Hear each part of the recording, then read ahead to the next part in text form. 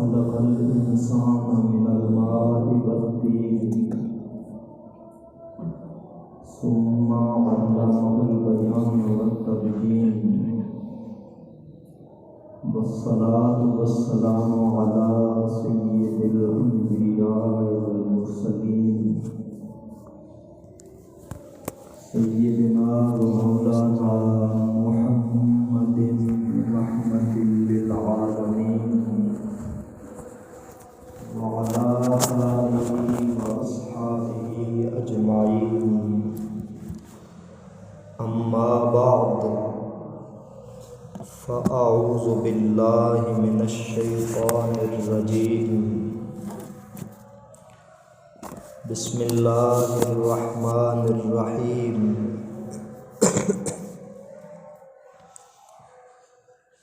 كل نفس ذائقة الموت صدق الله خالقنا العظيم وبلغنا رسوله النبي الكريم الأمين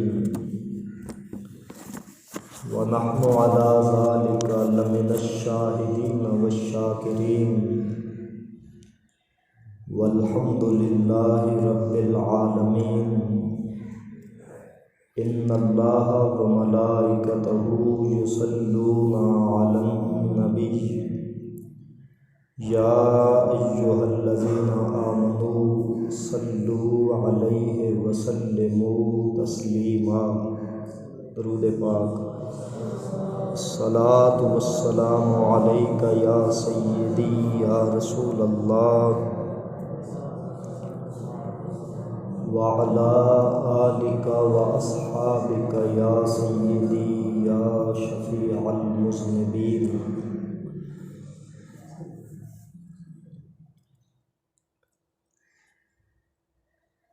دنیا کے اے مسافر منزل تیری قبر ہے، طے کر رہا ہے جو تو 2 دن کا یہ سفر ہے۔ واجب القدر معزز و محترم حاضرین و سامعین، اللہ کریم جل جلالہ و عم نوالہ کا بے پناہ لطف و کرم، انعام و احسان، جس ذات جلیل وحدہ لا شریک نے اپنے حبیب پاک صاحب لولاک سرکار مدینہ سرور سینہ حضور محمد مصطفیٰ احمد مجتبیٰ صلی اللہ علیہ وآلہ وسلم کے مبارک وسیلہ اور آپ کی بے مثال نسبتوں سے آج پھر ہمیں جمعہ شریف کے مبارک لمحات اپنے حضور حاضر ہونے کی توفیق عطا فرمائی۔ دعا ہے خداوند قدوس سایہ جمیل کو شرف قبول عطا فرمائے اور ہمارے لیے دارین میں کامیابی کا سبب بنائے۔ معزز حاضرین، جس طرح گزشتہ جمعہ شریف یہ اعلان کیا گیا تھا کہ آج کی اس حاضری میں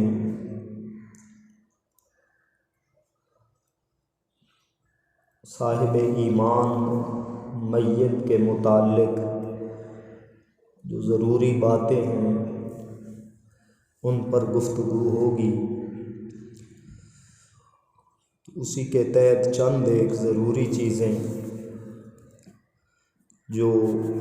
مسائل جامع ہیں وہ پیش کرتے ہیں۔ اللہ تعالیٰ سمجھنے کی توفیق عطا فرمائے۔ حاضرین گرامی، سب سے پہلے یہ جاننا ضروری ہے کہ جب بندے مومن پر حالت نزع طاری ہوتی ہے، یعنی اس پر موت کا وقت آتا ہے اور وہ زندگی اور موت کی کشمکش میں ہے، اس کی روح کو اس کے پیراہن خاکی سے نکالا جا رہا ہوتا ہے۔ تو یہ منظر بڑا مشکل ترین ہے اور بڑے کشیدگی کے لمحات ہوتے ہیں۔ حدیث پاک میں آتا ہے کہ ممکن ہے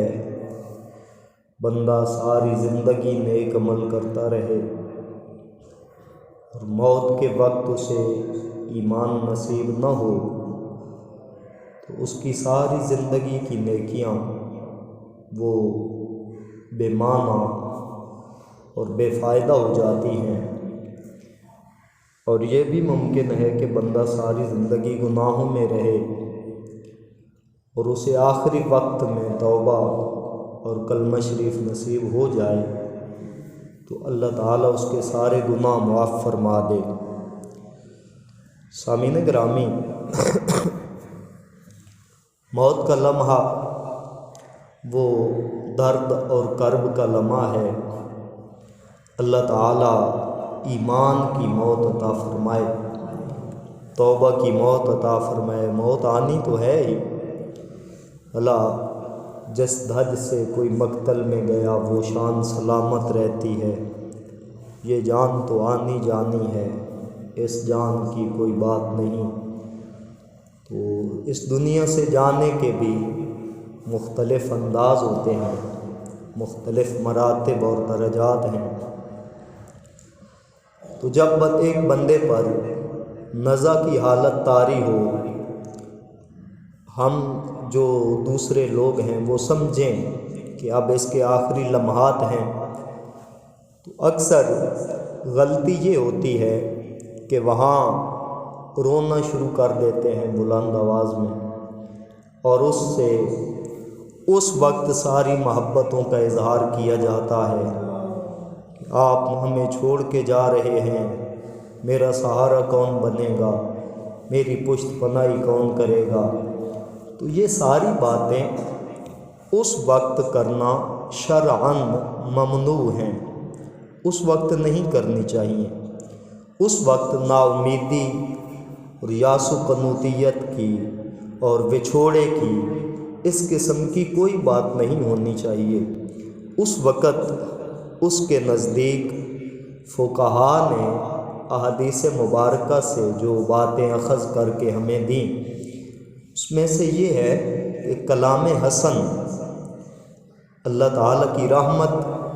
اللہ تعالیٰ کی بخشش اور اللہ تعالیٰ کے وسیع خزانوں کی بات کی جائے، امید اور یقین کی بات کی جائے اور ایمان کی بات کی جائے۔ اور یہ ہے حدیث مبارکہ میں آتا ہے کہ اس کے پاس جو حاضرین ہوں وہ بلند آواز سے کلمہ طیبہ کا ورد کریں، کلمہ شریف بلند آواز سے پڑھیں، کلمہ شہادت پڑھیں اس کے قریب۔ لیکن یہاں پہ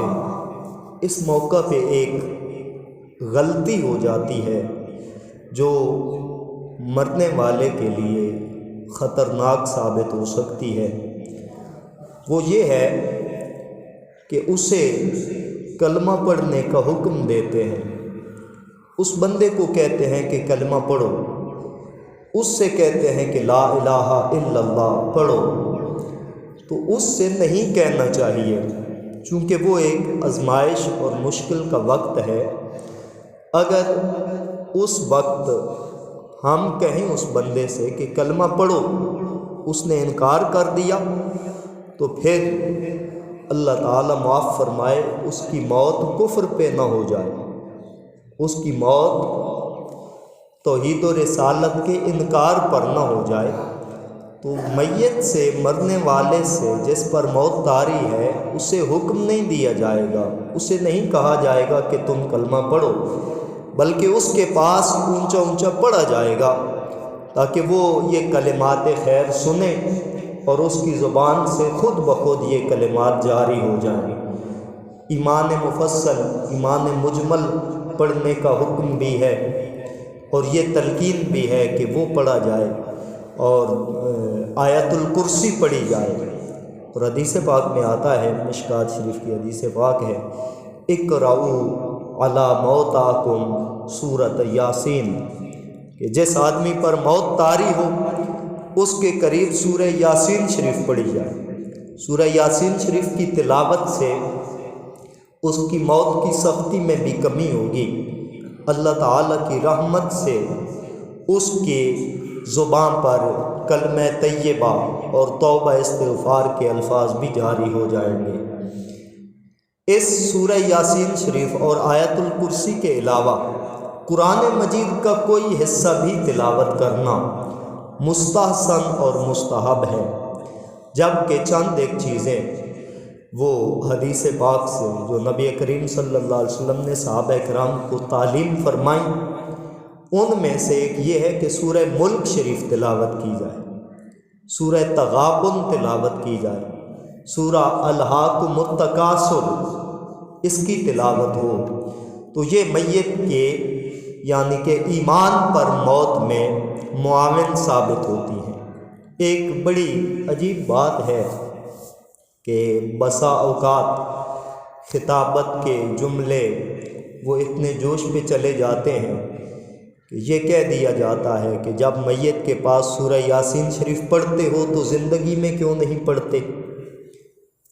جو مر رہا ہے اس نے زندگی میں کبھی پڑھی؟ کیا ہم قرآن مجید کو بندے مار سمجھا ہوا ہے کہ جب بندہ مارنا ہو تو سورہ یاسین پڑھی جائے؟ تو یہ ایسی باتیں ہیں جو سنت کے خلاف ہیں، حدیث پاک کے خلاف ہیں۔ حدیث پاک میں یہ ہے کہ میت کے پاس عند من حضرہ الموت، کہ جس بندے پر موت طاری ہو اس کے پاس سورہ یاسین شریف پڑھی جائے۔ تو سورہ یاسین شریف کا اس بندے کے پاس تلاوت کرنا، دوسری آیات کا تلاوت کرنا، یہ کوئی نئی بات یا یہ کوئی کسی صاحب کی گھڑی ہوئی نہیں، یہ عین سنت مصطفیٰ صلی اللہ علیہ وسلم ہے، اور اس پر کوئی بھی تنقیدی پہلو جو ہے وہ انسان کو گناہ گاری کی طرف لے جاتا ہے۔ تو سورہ یاسین شریف تلاوت کی جائے، یا سورہ ملک شریف، سورہ تغابن، سورہ الہاکم التکاثر، قرآن مجید کا کوئی حصہ قدر بلند آواز میں، اتنی آواز میں پڑھا جائے کہ وہ میت سن رہا ہو، جس پر موت طاری ہے اس کے کانوں تک بات پہنچ رہی ہو، اگر ممکن ہو تو اس کے سر کے پاس سرہانے یا اس کے سینے کے سامنے کھڑے ہو کر یہ تلاوت کی جائے، کلمہ شریف، کلمہ طیبہ، کلمہ شہادت بلند آواز میں پڑھا جائے تاکہ وہ سنے۔ اور بڑی بڑی خوبصورت اور قابل رشک موتیں ہوتی ہیں، سنتے ہیں، اخبارات میں بھی آتا ہے، پڑھتے ہیں۔ ایک ہمارے پیر بھائی تھے، ان کے متعلق ان کے صاحبزادے بتا رہے تھے کہ جب ان پہ نزا کا وقت طاری ہوا، وہ 6-7 ماہ بیمار رہے، صاحب فراش رہے، چارپائی پہ رہے، لیکن اس رات انہوں نے رات 12 بجے سارے گھر والوں کو کہا کہ جاگو، جاگ گئے، وضو کرو، سبھی کو وضو کروایا، خود بھی وضو کیا اور فرمایا کہ یہاں بیٹھ کر قرآن مجید کی تلاوت کرو۔ وہ تلاوت شروع ہو گئی، 1:30 بجے، 1:45 بجے وہ خود سورہ یاسین شریف کی تلاوت کرتے ہوئے دنیا سے رخصت ہوئے۔ اور ہمارے پروفیسر محمد نصر اللہ معینی صاحب، آپ کے صاحبزادے احمد معین چشتی، ان کے متعلق نصر اللہ صاحب آپ نے بتایا کہ انہوں نے کہا کہ جب میرا وقت قریب ہو، چونکہ وہ بھی کافی بیمار تھے، تو میرے پاس قصیدہ بردہ شریف پڑھا جائے۔ تو ان کے پاس قصیدہ بردہ شریف پڑھا جا رہا تھا، تو اس وقت ان کے ہونٹوں پر ہلکی سی حرکت بھی جاری تھی اور وہ دنیا سے رخصت ہوئے۔ تو یہ بڑی سعادت کی بات ہے یہ مسئلہ ضرور پھر میں دوہرا رہا ہوں کہ اس بندے کو کہا نہ جائے کہ تم کلمہ پڑھو، اسے نہ کہا جائے۔ اگر اس نے انکار کر دیا تو اس کی موت کفر پہ ہوگی اور وہ سخت نقصان کا شائبہ ہے۔ اللہ تعالیٰ بچنے کی توفیق عطا فرمائے۔ ایک اور اہم بات حضرت امام اعظم ابو حنیفہ رحمۃ اللہ تعالیٰ علیہ آپ کی فقہ میں ہے کہ اس وقت جب میت پر حالت نزع طاری ہو، تو اس وقت اگر ممکن ہو تو وہ اشخاص، وہ لوگ جو حالت جنابت میں ہیں، یعنی جن پر غسل فرض ہے، وہ اس کے پاس نہ رہیں، اس کمرے میں نہ رہیں۔ وہ عورتیں جو حالت حیض میں ہیں، حالت نفاس میں ہیں، وہ چپکے سے اس کمرے سے نکل جائیں، کہ حدیث پاک میں آتا ہے جہاں جنبی ہو وہاں اللہ تعالیٰ کے رحمت کے فرشتوں کے آنے میں رکاوٹ ہوتی ہے۔ تو اگر ایسی حالت میں کوئی آدمی ہے تو وہ اس آدمی کے پاس سے جس پر موت جاری ہے، موت تک کا عالم طاری ہے، وہ اس کے پاس سے چلے جائیں۔ اور یہ جو بات ہے کہ آیات کی تلاوت کی جائے، کلمہ طیبہ کا اس کے پاس ورد کیا جائے، یہ نزع کی حالت اور یہ موت کا طاری ہونا، یہ بھی اہل محبت اور اہل عشق میں بڑی ایک انوکھی بات ہے۔ اور ان کا یہ بالکل یہ 14 صدیوں کی تاریخ گواہ ہے کہ جیسے ان کا جینے کا انداز جدا ہے نا، ایسے ہی مرنے کا انداز بھی جدا ہے۔ حضرت عبداللہ بن سلام رضی اللہ تعالیٰ عنہ نبی کریم صلی اللہ علیہ وسلم کے بڑے جید صحابہ میں سے ہیں۔ تو آپ پر موت طاری ہوئی تو حضرت انس بن مالک اور چند صحابہ کرام اور آپ کے پاس گئے عیادت کے لیے، بیمار تھے، بیمار پرسی کے لیے گئے۔ دیکھا کہ اب ان کی حالت تو موت کے قریب ہے، یہ چند لمحوں بعد ہم سے جدا ہو کر عالم برزخ میں تشریف لے جائیں گے۔ تو انہوں نے کیا کیا؟ یہ چونکہ اہل محبت ہیں اور اہل محبت میں محبت کی بات بھی ضروری ہے، تو ان صحابہ کرام نے حضرت عبداللہ سے ایک گزارش کی اور کیا کہا کہ اقرا منا السلام علی رسول اللہ، کہ آپ جا رہے ہیں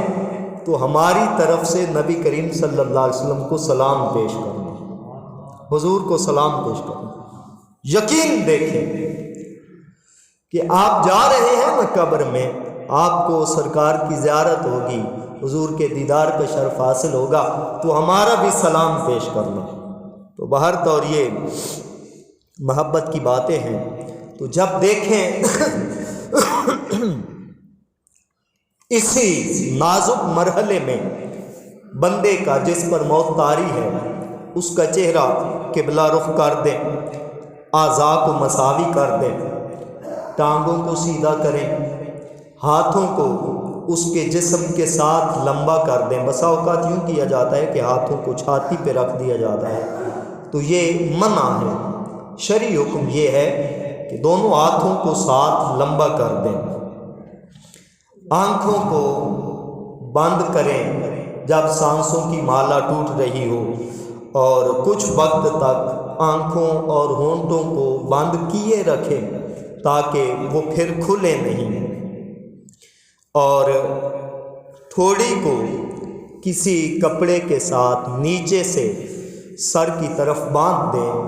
تاکہ منہ نہ کھلا رہے۔ اب اس میں ایک اور بات جو ہم سے اکثر رہ جاتی ہے کہ جب بندے پر موت واقع ہو چکی ہو، بندہ وفات پا جائے، بندہ اس دنیا کو چھوڑ گیا، عالم برزخ کا مسافر ہو گیا، تو اب یوں چاہیے کہ اس کے پیٹ پر لوہے کی کوئی چیز رکھ دیں، اور اس کا حدیث پاک میں حکم ہے۔ پیٹ پر جب لوہے کی کوئی چیز رکھ دی جائے گی تو اس سے اس کا پیٹ پھولنے سے بچ جائے گا، پیٹ نہیں پھولے گا۔ اب بندے کی وفات ہو چکی تو اس کے پاس نوحے کرنا، اے جویں پنجابی چ اسی آتے ہیں نا وین کرنا، اس کو پکار پکار کے اس کا نام لے کے رونا اور چلانا، اونچا اونچا اسے پکارنا، یہ حرام کی حد تک منع ہے۔ نبی کریم صلی اللہ علیہ وسلم نے فرمایا کہ لعن اللہ النائحات، کہ نوحہ کرنے والی عورتوں پر اللہ تعالیٰ نے لعنت فرمائی، وحرم علیہن الجنۃ، اور ان پر جنت کو حرام فرما دیا۔ تو اس وقت اسے پکار کر کہ چھوڑ گیا ہمیں، ہم کہاں جائیں گے، کیا کریں گے، یہ نوحہ خوانی جو ہے یہ سخت منع ہے شرع میں، یہ نہیں کرنی چاہیے، نہ اس وقت جب میت پاس پڑا ہے، نہ اس وقت جب اٹھا کے چل رہے ہیں، نہ اس وقت جب دفن کر رہے ہیں، اور نہ ہی دفن کے بعد بین کرنا، نوحے کرنا، یہ شرعاً ممنوع ہے۔ ہاں یہاں وضاحت ضروری ہے، رونا منع نہیں ہے، رونا منع نہیں ہے، انسان روتا ہے، آنکھوں میں آنسو رہتے ہیں۔ سرکار دو عالم صلی اللہ علیہ وسلم کے شہزادے حضرت ابراہیم کا وصال ہوا تو نبی کریم صلی اللہ علیہ وسلم آپ رو رہے تھے، آپ کی آنکھوں میں آنسو تھے۔ صحابہ کرام کے عرض کرنے پر آپ نے فرمایا القلب یحزن والعین تدمع واللسان فی ذکر اللہ، کہ دل غمگین ہے، آنکھوں میں آنسو ہے، لیکن زبان پہ اللہ کا نام جاری ہے، اللہ کا ذکر جاری ہے۔ زبان سے اللہ کریم کے حضور کوئی شکوہ نہ کیا جائے، کوئی فراق اور جدائی کی بات نہ کی جائے۔ حضرت ابو سلمہ رضی اللہ تعالی عنہ کے وصال پر اور ان پر حالت نزع طاری تھی، حضرت ام سلمہ کی گزارش پر حضور تشریف لے گئے، تو جب ان کا وصال ہو گیا تو حضرت ام سلمہ نے اور آپ کے بچوں نے رونا شروع کر دیا۔ حضرت عمر نے منع فرمایا کہ نہیں رونا، نبی پاک صلی اللہ علیہ وسلم نے حضرت عمر کو روکا، یہ بخاری شریف کی حدیث ہے، مشکات شریف میں بھی ہے، حضور نے روکا اور فرمایا اے عمر، یہ رونا جو ہے یہ اس رحمت اور شفقت کی دلیل ہے جو اللہ تعالیٰ نے بندے کے دل میں رکھی ہے۔ تو یہ تو ایک محبت کا، فطرت کا تقاضا ہے، والدین وفات پا جائیں، بیٹا وفات پا جائے، بھائی وفات پا جائیں تو آنسو تو آتے ہیں، لیکن زبان سے اسے پکارنا اور نوحے کرنا، بین کرنا، یہ شرعاً ممنوع ہے، یہ ناجائز ہے۔ اب اس سے اللہ تعالیٰ بچائے اور بچنے کی توفیق عطا فرمائے۔ ہمارے دیہاتوں میں تو یہ بسا اوقات کام مقابلے پہ آ جاتا ہے نا، عورتیں ایک دوسرے کو پھر بعد میں تانے دیتی ہیں، اس کا سسر مر گیا تھا، اس نے ایک بین بھی نہیں کیا، یہ کسی کے گلے نہیں لگی، تو یہ باتیں شرعاً ناجائز ہیں، ان سے رکنا چاہیے اور گھر والوں کو روکنا بھی چاہیے۔ سامعین گرامی، اب بندے کی وفات ہو چکی، غسل سے پہلے اس کے پاس کھڑے ہو کر قرآن مجید کی تلاوت کرنا، ذکر اذکار کرنا، کلمہ شریف پڑھنا، درود پاک پڑھنا، کچھ بھی کلمات خیر تلاوت کرنا غسل سے پہلے، یہ مکروہ تنزیہی ہے، مکروہ تنزیہی۔ بسا اوقات بڑے جو ہوتے ہیں نا ہمارے جٹن دے اپنے فتوے جڑے ہوتے ہیں نا، وہ بہت بڑے ہوتے ہیں، حرام تک کہہ دیا جاتا ہے، ایسی بات نہیں ہے۔ ہاں ادباً ممنوع ہے، مکروہ تنزیہی ایسے فقہا نے کہا ہے کہ اگر نہ کیا جائے تلاوت وغیرہ اس کے پاس کھڑے ہو کر نہ کی جائے غسل سے پہلے تو یہ بہتر ہے، اگر کر بھی دی جائے تو کوئی حرام کام نہیں ہے۔ ہاں جہاں میت ہے اس سے کچھ فاصلے پر کہ جہاں سے آواز اس تک نہ پہنچے وہاں تلاوت کرنے میں کوئی حرج نہیں، بلکہ مستحب ہے زیادہ سے زیادہ ذکر اذکار، اور کچھ علاقوں میں بڑی یہ اچھی روٹین ہے کہ ادھر میت کی تجہیز و تکفین اور غسل کا کام ہو رہا ہوتا ہے، تو جہاں لوگ بیٹھے ہوں وہاں ان کے ہاتھ میں تسبیحاں دے دیتے ہیں، وہاں مڑکے دے دیتے ہیں کہ استغفار کرو، درود شریف پڑھو، کلمہ شریف پڑھو، اور میت کے قبر تک پہنچنے تک بس اوقات 2 لاکھ مرتبہ قرآن مجید اس کی کلمہ شریف کی تلاوت ہو جاتی ہے، کلمہ شریف کے 2 لاکھ پڑھے جاتے ہیں، تو یہ بالکل اچھی بات ہے، یہ ہونا چاہیے۔ جب میت کو غسل دے دیا جائے تو غسل کے بعد میت کے پاس کھڑے ہو کر کچھ بھی پڑھنا یہ مستحب ہے، اس میں کوئی حرج نہیں، یہ پڑھنے والے کے لیے بھی قابل اجر ہے اور میت کی بخشش کا بھی سما ہے۔ سامعین گرامی، تو ایک یہاں انتہائی ضروری بات میت کے غسل کی ہے، جو ایک اہم ترین مسئلہ ہے ہمارے یہاں کے، اور اس میں سب سے زیادہ ضروری یہ بات سمجھنا ہے اور اسے پلے باندھنا ہے کہ میت کو غسل کون دے گا، کون میت کو غسل دے گا؟ کیا جو کرائے کا غسال ہے وہ غسل دے، یا محلہ کی مسجد میں جو استاد صاحب ہیں وہ غسل دیں؟ کوئی مومن بھی غسل دے سکتا ہے، کوئی مومن بھی غسل دے سکتا ہے، لیکن افضل اور سب سے اچھا کیا ہے؟ وہ حنفی فقہا ہوں، شافعی ہوں، مالکی ہوں، حنبلی ہوں، چاروں فقہ کے بڑے اماموں کے نزدیک سب سے بہتر یہ ہے کہ غسل دینے والے میت کے ورثاء ہوں، میت کے وارث خود اپنی میت کو غسل دیں، باپ کو بیٹے غسل دیں، بھائی کو بھائی غسل دیں، تو یہ کتنا اچھا طریقہ ہے۔ اور اس میں فقہا نے لمبی باتیں ہیں، میں بالکل شارٹ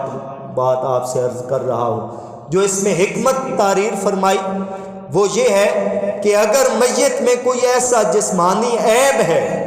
کہ جو لوگوں پر ظاہر نہیں ہونا چاہیے تھا، اگر غسل دینے والا فیملی کا بندہ ہوگا، گھر کا بندہ ہوگا، تو وہ اس کی پردہ پوشی کرے گا، تو اس طرح کی پردہ پوشی اور کوئی نہیں کر سکتا۔ غسل کے مسئلہ میں یہ بات ضروری ہو گئی کہ ورثاء اور اس کے یعنی کہ جو رشتہ دار ہیں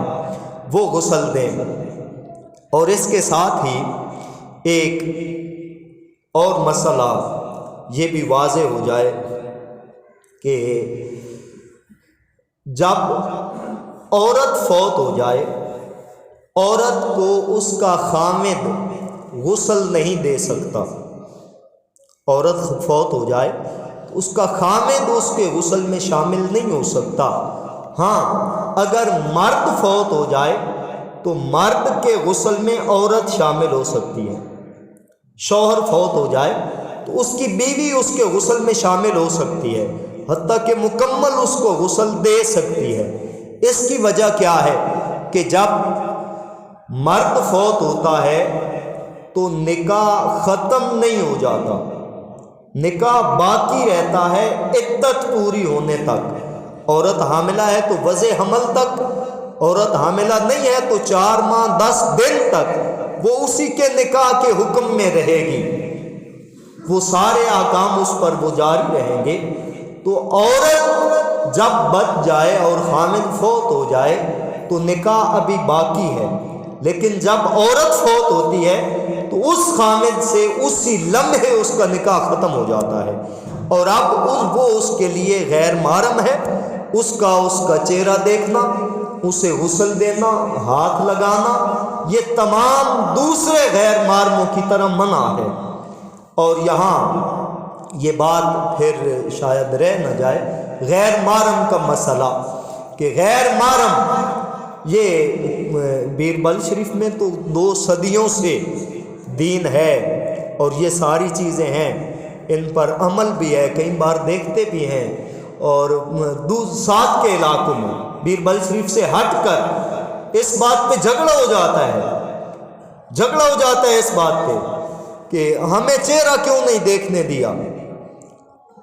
ہمیں مائی صاحبہ کا چہرہ کیوں نہیں دیکھنے دیا۔ بھئی جب شرع منع ہے کہ غیر محرم چہرہ نہیں دیکھ سکتا تو پھر کیوں دیکھنے دیا جائے؟ اور یہ یہاں ایک اور بھی بات شاید تلخ بھی ہو لیکن حقیقت ہے کہ صرف کیا وفات کے بعد ہی غیر محرم کے لیے منع ہے چہرہ دیکھنا؟ نہیں، زندگی میں بھی منع ہے۔ غیر محرم مرد غیر محرم عورت سے کھلا نہیں مل سکتا، ہاتھ نہیں لگا سکتا، چہرہ نہیں دیکھ سکتا زندگی میں بھی، اور میت جب ہو جائے تو مرنے کے بعد بھی نہیں دیکھ سکتا۔ وہ عورت جس درجہ کی بھی ہو، غیر محرم اس کا چہرہ نہیں دیکھ سکتا۔ اور غیر محرم اگر مرد ہے غیر محرم، تو اس کا چہرہ بھی غیر محرم عورتیں نہ دیکھیں۔ امام اعظم رحمۃ اللہ تعالی علیہ آپ نے منع فرمایا ہے کہ غیر محرم مرد ہے اگر اس کا چہرہ غیر محرم عورتیں نہ دیکھیں۔ تو یہاں ایک اور مسئلہ اکثر پوچھا جاتا ہے اور کھڑا ہو جاتا ہے کہ پھر یہ کیا ہوا کہ فلاں پیر صاحب فوت ہو گئے تو ان کا چہرہ سارے مرید دیکھیں، عورتیں ہیں تو وہ بھی دیکھیں، کیا پیر صاحب اس عورت کے لیے محرم ہوتے ہیں؟ محرم نہیں ہوتے، پیر صاحب بھی غیر محرم ہوتے ہیں، لیکن یہ جو مردان خدا ہیں صحابہ کرام میں، تابعین میں، ائمہ مجتہدین میں،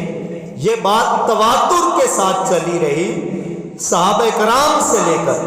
تواتر کے ساتھ یہ بات چلتی آ رہی ہے کہ جب بھی صالحین کا جنازہ اٹھایا جاتا تو عورتیں مرد ان کی زیارت کرتے، وہ چہرہ اس لیے دکھایا جاتا ہے کہ دیکھو اطاعت خدا بندی کا نور کیسے چمک رہا ہے، جو اللہ تعالیٰ کے وفادار ہیں وہ دنیا سے کس شان اور کس عظمت کے ساتھ جا رہے ہیں۔ تو سامعین گرامی، میت کو غسل دینا، یہ وقت نماز کا ہو رہا ہے، ڈیٹیل آئندہ جمعہ انشاءاللہ عرض کی جائے گی۔ تو اختصار سے یہ تیاری کی جو چیزیں ہیں غسل کی تیاری کی، بسا اوقات دیہاتوں میں یہ بڑی عجیب روٹین ہے، میں نے خود دیکھا تب میں کہہ رہا ہوں کہ وہ جگہ تلاش کرو نا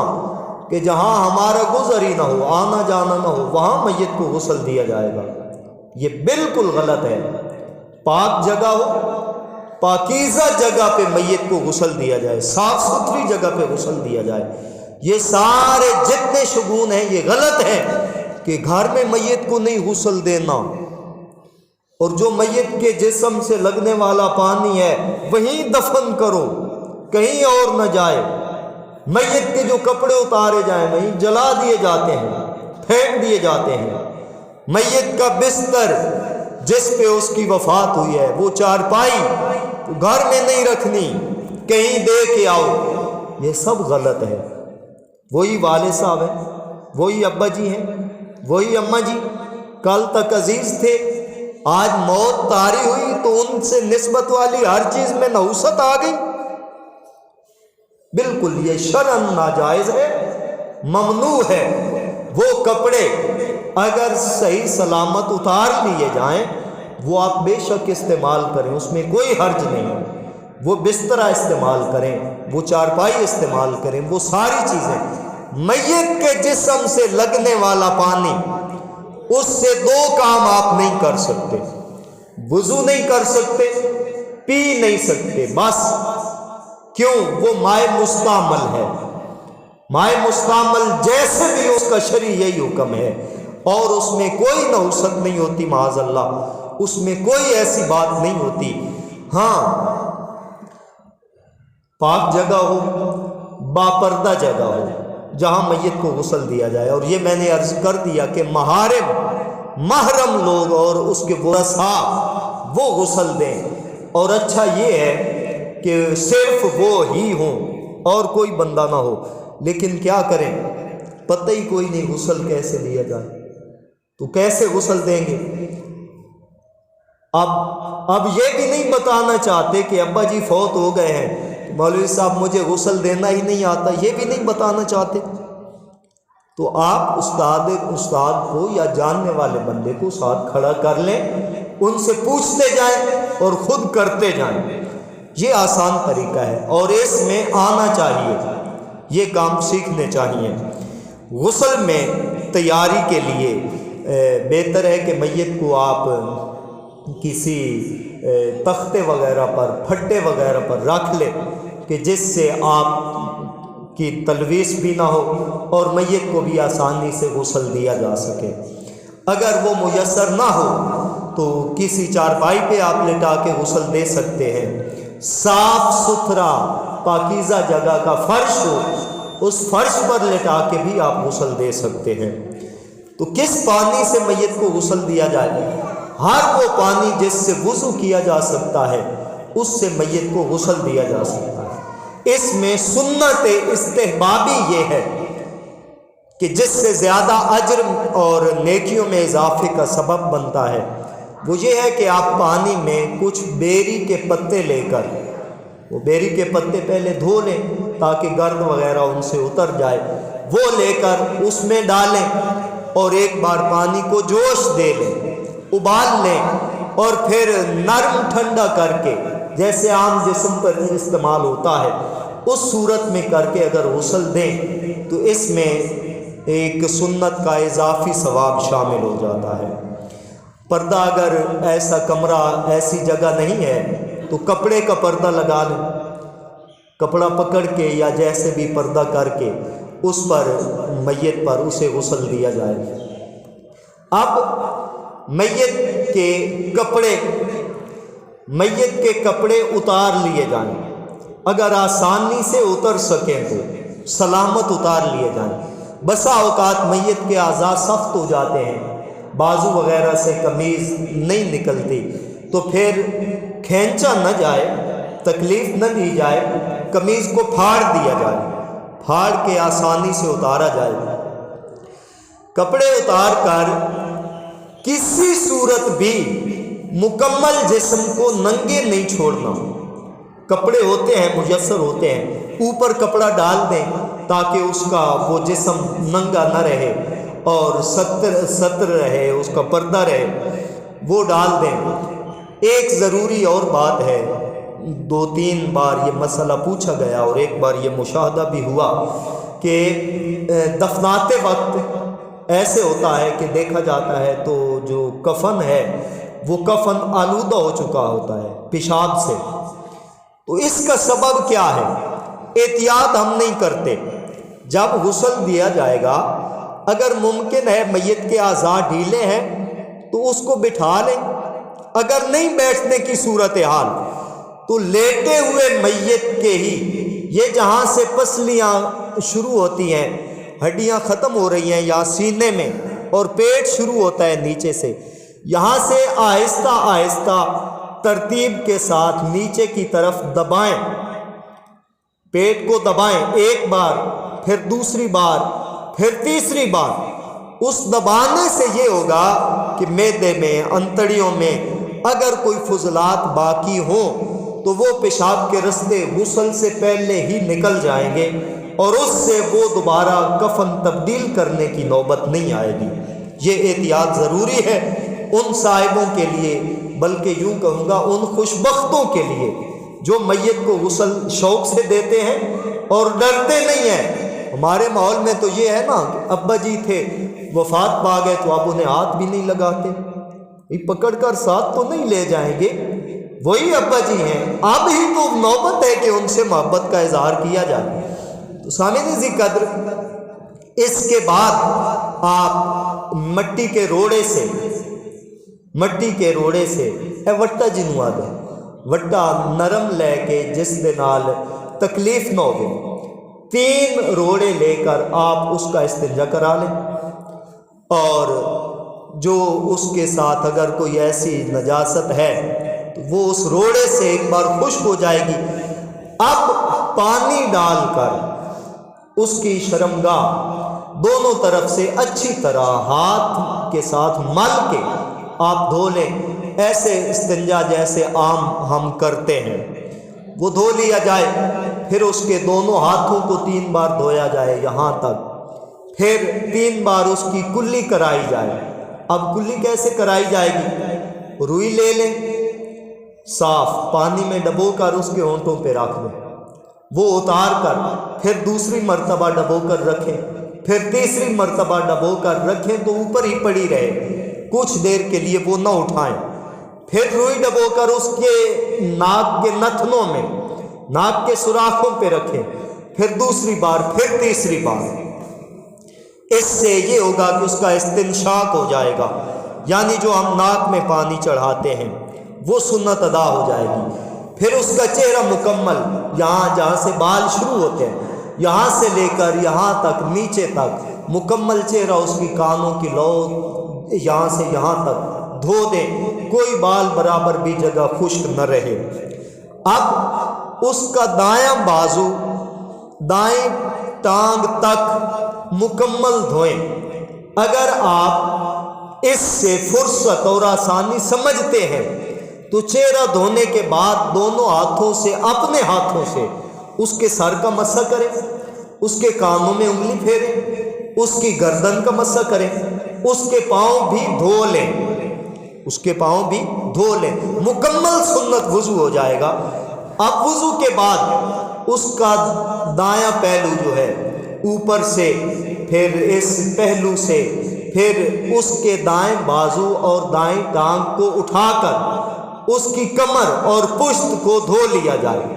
اور پھر بایاں حصہ اسی طرح دھو لیا جائے۔ اگر ممکن ہو، ضرورت محسوس ہو، جسم پر میل ہے، مٹی ہے، گرد ہے، تو صابن کا استعمال کرنا بھی جائز ہے، اس میں شرعاً کوئی ممانعت نہیں ہے، صابن کا استعمال ہو سکتا ہے۔ تو یہ مختصر غسل کا طریقہ، میت کے غسل کا میں نے عرض کر دیا۔ سارے جسم کو اس احتیاط سے دھونا، اس احتیاط سے کہ کوئی جگہ بھی بال برابر تک خالی نہ رہے، سر کو دھو لیں اور کمر کو دھو لیں۔ بالخصوص میت کے حوالہ سے یہ بغلوں کے نیچے کی جگہ، انگلیوں کے درمیان کی جگہ، کانوں کے پیچھے کی جگہ، گھٹنوں کے نیچے کی جگہ، اور ایڑیاں، پاؤں کی انگلیاں اور ٹخنے، یہ بالخصوص تاکیداً اور تائیداً مل کے ہاتھ کے ساتھ ملیں تاکہ پانی پورے جسم تک پہنچ جائے، اور دھو لینا چاہیے۔ ایک اہم مسئلہ غسل اور وفات کے درمیان کا یہ ہے کہ، اور یہ پوچھا بھی جاتا ہے کہ میت کے بغلوں کے بال یا زیر ناف بال وہ بڑے ہوئے ہیں، اس میں کیا کیا جائے؟ تو حنفی فقہا کے نزدیک میت کی حجامت، میت کو تیل لگانا، میت کو کنگھی کرنا، یہ ممنوع ہے کہ اس کا شمار زینت میں ہوتا ہے۔ رسم المفتی میں بھی یہی ہے، فتاوی شامی میں بھی یہی ہے، عالمگیری میں بھی یہی ہے، اور فقہ حنفی کی بڑی کتاب الہدایہ میں بھی یہی ہے۔ المبسوط میں امام محمد رحمۃ اللہ تعالی علیہ، آپ نے یہ بات لکھی ہے کہ اگر میت وہ ہے جو ایک طویل مدت سے بیمار ہے یا بڑھاپا ہے، وہ اتنا کمزور ہے کہ وہ خود یہ عمل نہیں کر سکتا تھا، تو پھر اس کے ناخن بھی آپ کاٹ سکتے ہیں، اور اگر بال زیادہ پڑے ہوئے ہیں تو اس کو بھی آپ صاف کر سکتے ہیں۔ وہ آپ کسی چیز سے بھی صاف کر سکتے ہیں جس سے زندہ آدمی کے بال صاف کیے جاتے ہیں، تو اس میں